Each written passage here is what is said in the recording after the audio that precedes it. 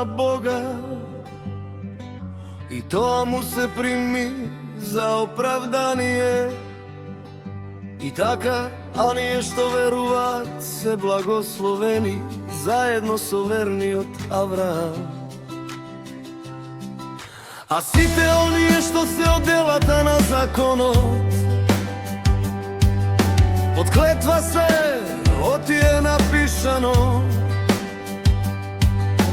проклет да е секој кој не исполнува постојано се што е напишано во книгата на законот. А дека преку законот никој не се оправдува пред Бога, се знае оти праведниот ќе живее преку вага. А законот не е од верата, туку зборува вака: кој ќе ги исполни овие работи, тој ќе биде жив преку нив. Христос не откупи од клетвата на законот, откако поради настана клетва, бидејќи е написано: секој да е проклет што виси на дрво. Та благослов на Авраама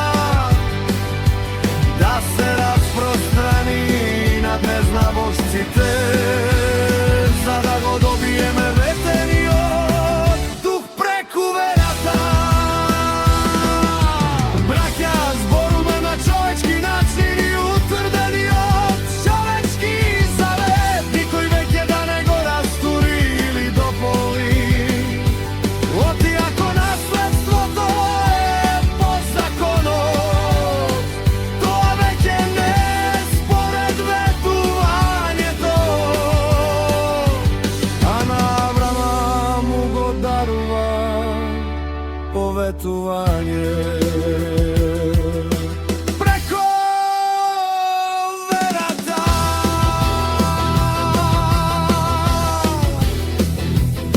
Стихови од 9:40. Но писмото сите ги затвори по грев, да ветеното да им се даде на оние кои веруваат во Исуса Христа. Пред да дојде верата, ние бевме под стража на законот, заклучени за верата, која требаше да се открие. И така, законот беше за нас воспитувач до Христа, за да се оправдаме преку верата. А откако дојде верата, ние веќе не сме под раководство на воспитувач. Оти сите сте синови Божи, преку верата во Христа Исуса. Сите што е крстивте во Христа, во Христа и се облековте. Стихови во Римјаните во 3 глава, знаеме дека зашто зборува законот, се однесува на ние што се под законот, за да се затворат устите на сите.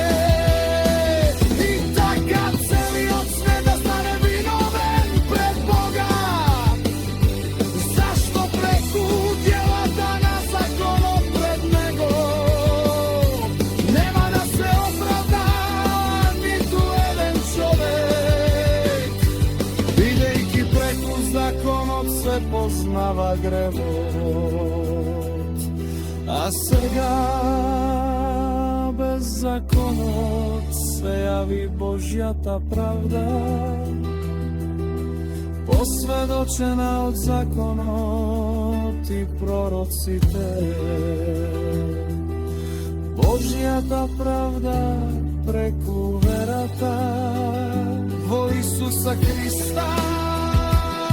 Ево сите и врстите во ние што веруваме. Зашто нема разлика, сите сгрешија и се лишени од славата Божја. Но ќе се оправдаат преку дар